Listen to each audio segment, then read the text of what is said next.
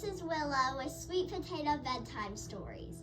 And today I'm going to be reading Giraffes Can't Dance by Giles Andrea and Guy Parker Reeves. I hope you enjoy this story. Gerald was a tall giraffe whose neck was long and slim, but his knees were awfully crooked and his legs were rather thin. He was very good at standing still and munching shoots of trees, but when he tried to run around, he buckled at the knees.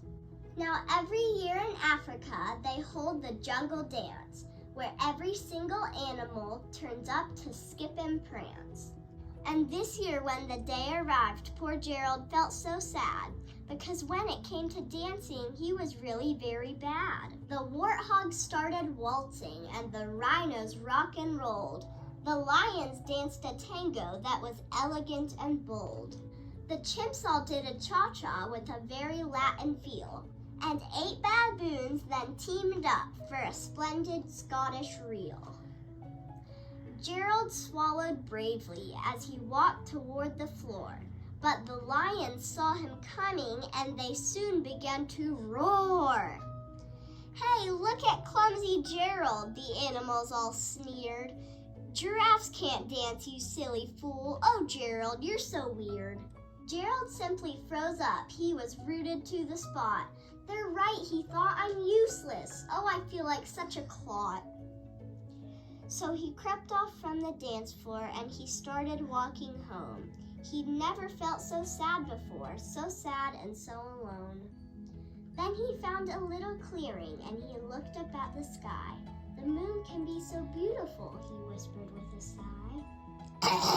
"Excuse me," coughed a cricket who'd seen Gerald earlier on, "but sometimes when you're different, you just need a different song.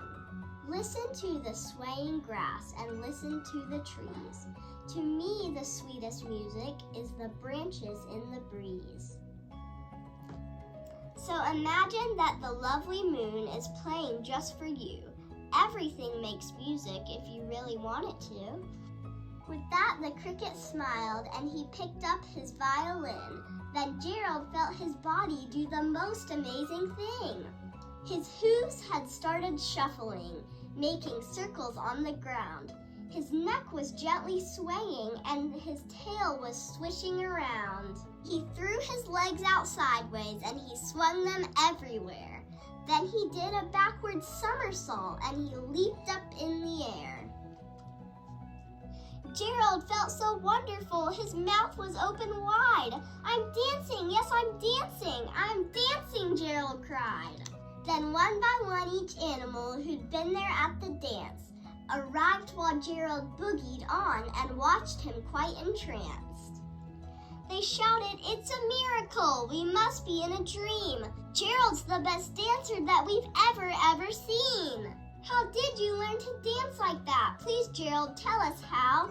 But Gerald simply twirled around and finished with a bow. He raised his head and looked up at the moon and stars above.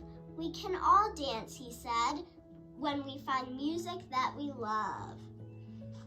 Well, that's the end of this story, but if you want to watch more of my stories, all you have to do is search for Sweet Potato Bedtime Stories.